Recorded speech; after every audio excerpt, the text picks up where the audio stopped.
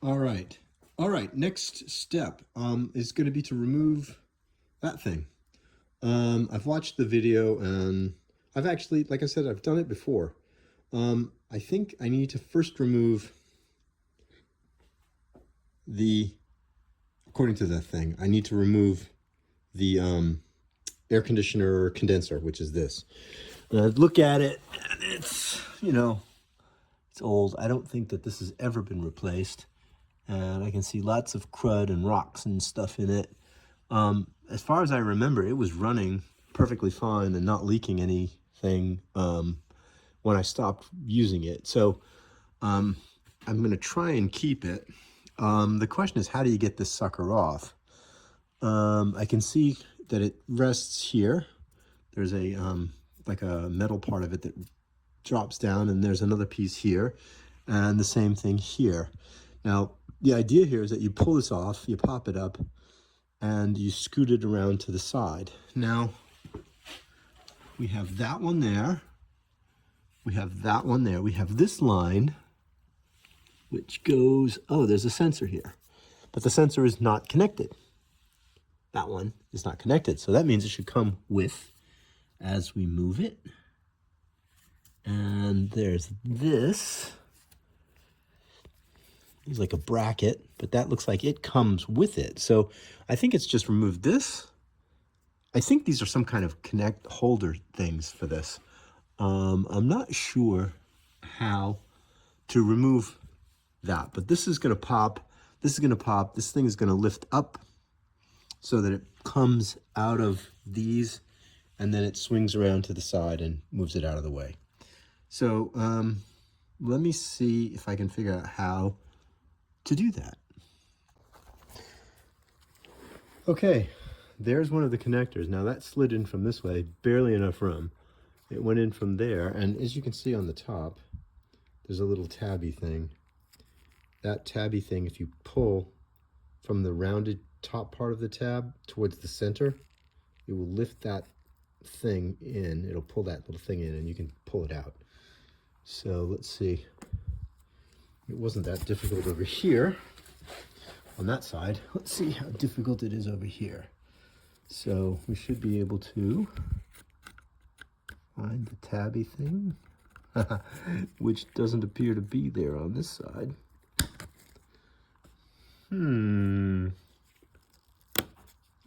Must be broken off, because that just pushed right out. Yep, broken off. All right, so now this whole thing should lift up. No, does this pull out? All right, so that pulled out and hooked up like that. Let's see if I can do it on this side by just doing that. No, it's going to do the opposite. It's going to pull down and out. All right, so I've got those off. That thing should be loose now. I'm going to try and move it in a minute. Pick it up and swing it. Can't do that and photograph at the same time, obviously, because I'm not that talented. This is going to need to be out of the way.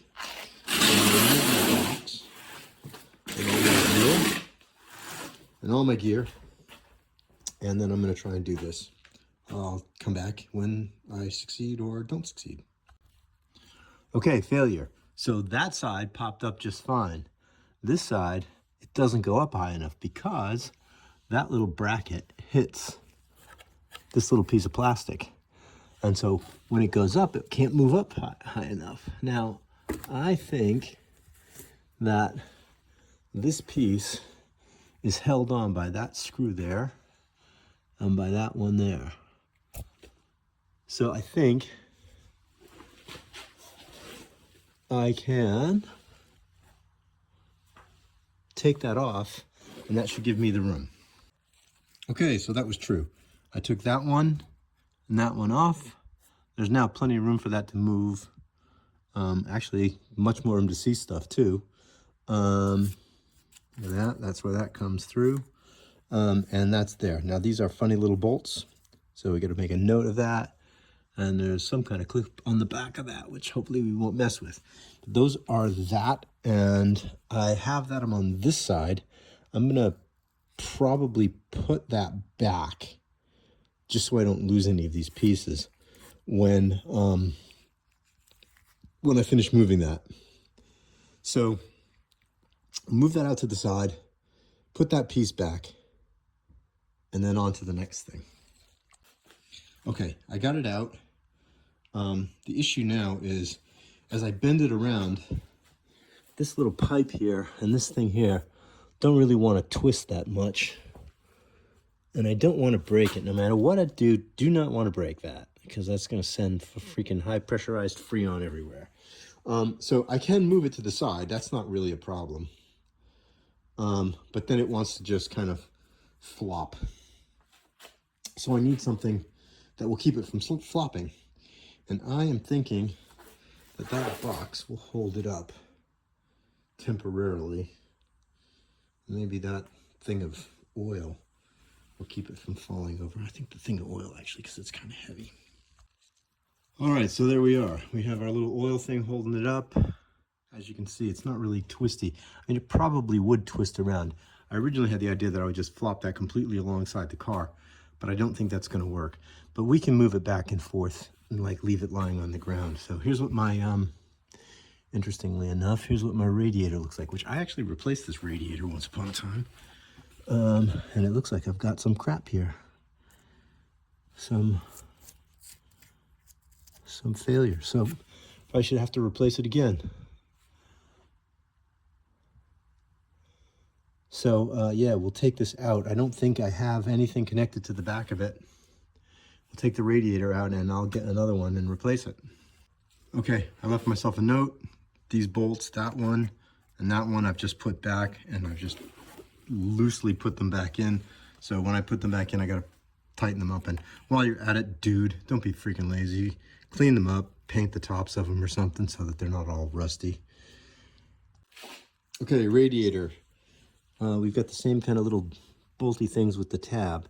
So ideally, should be able to take a trusty pick and pull them and pop them, which, as Musty says, you can't do one-handed.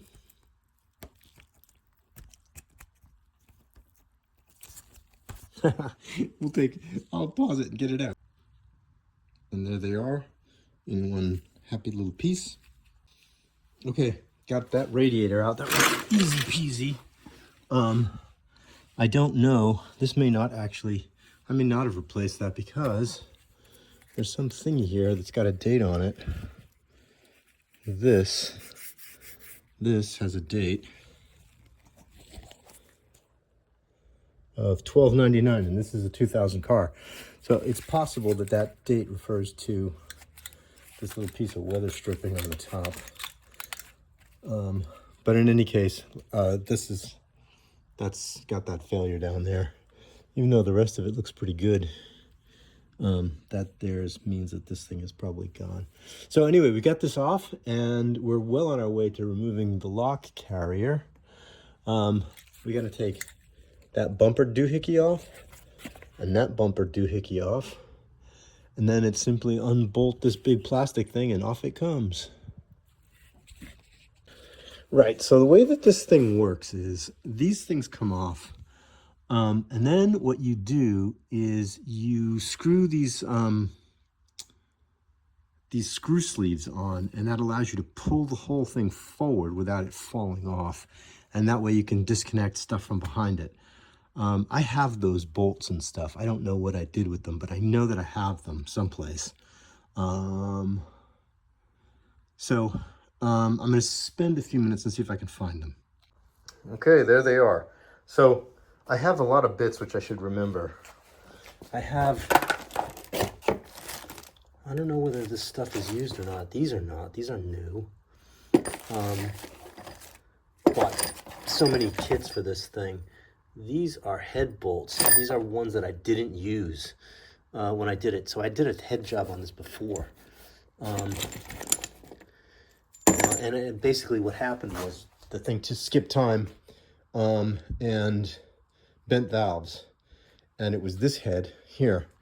In order to fix it, I thought I was gonna have to replace the head, but I didn't. I took it out, replaced all the valves, the bad valves, and I have a whole pile of valves, but I bought a separate used head. And I was gonna use the head, and for some reason I couldn't use the head. I think it was in bad shape. It needed to be redone, and this head didn't need to be redone. So what I did is I swapped out the bad valves I swapped out the good valves from that other engine into the good valves on this engine, slapped it all together, and the thing ran great for, I don't know, however many years it was until I did this. So it's never even showed a hint of having any problem with what I did there. So turns out that I have a lot of spare bits and pieces left over from all of that. That there is this is a chain tensioner that I bought new off of eBay or something, and it was garbage. It leaked from the day I got it. It was crap. Springs, lifters from the other engine, valves. So there's all that stuff in case I need any of it. And here's the pieces that I was talking about. So basically what you do is you undo those, put one of this in, and then the whole thing will slide forward. So that's what we'll do. Okay, got those out. Had to use a cheater bar, this thing, on that because there wasn't enough torque. There's a little bolt here. I didn't think I necessarily need to take that out, but I clearly do. This won't come off without it. Okay, got that one out. That was a 10 millimeter. Interestingly, there's another one here. I don't remember whether that one needs to come out or not. We'll tug on it once we finish and see what happens. But anyway, this one of these things screws in like that. You don't have to do anything massive with it. You just need to get that started until it, sort of stops finger tight, because it's going to slide off of that. And we'll do the same thing over there. Okay, all out. Look at that.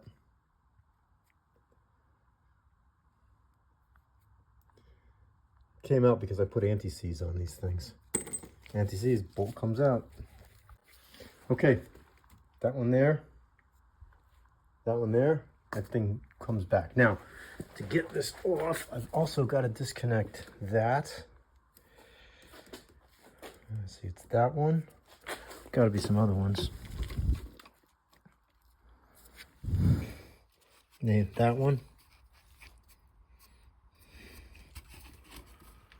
I think. Yeah. So 1, 2,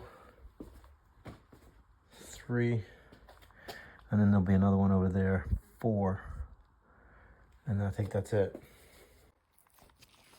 Okay, make note of this. These two bolts are different. The one with the bigger captive washer went up here, and the smaller one went right there. Look at that, it's jiggly. I'm gonna put it back. No, I'm not. No, I'm not, because that's gonna get lost. But that piece of metal is moving around, and it clearly went somewhere where I've lost it now. But it went here. It's gonna fall off. There. We'll let it fall off, but it's got to go back. We'll have to figure out where that goes back, but it goes there, and it bolts through, and that bolts it to the lock carrier. I don't know what else is holding that on there right now. You know what? When I take this side apart, I'll leave that one in and see if it comes off just by that. This thing is completely loose except for something. There's something that's holding it. That's cracked. Oh. There's something holding it right in here. I don't know what it could possibly be.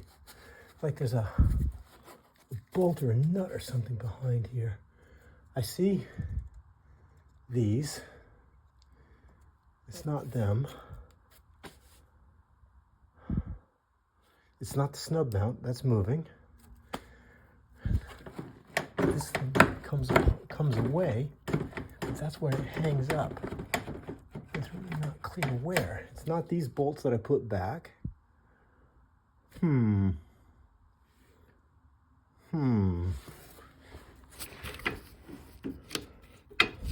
it might be the snub mount, huh? No.